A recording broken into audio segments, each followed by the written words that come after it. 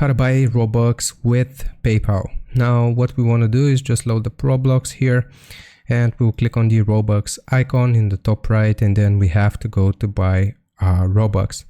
Now from this screen that loads, we will see all of the different packages which we can purchase, and if we scroll down you can see the different amounts here. So for example, let's say that we want to purchase this amount here, 400 Robux for $4.99. Just click on the amount itself, and here you will be able to see select payment type, and the third option should be PayPal. Simply click on it and it's going to load up a new field like so. Here it's going to log you into your PayPal account, and you will obviously just type out your password here.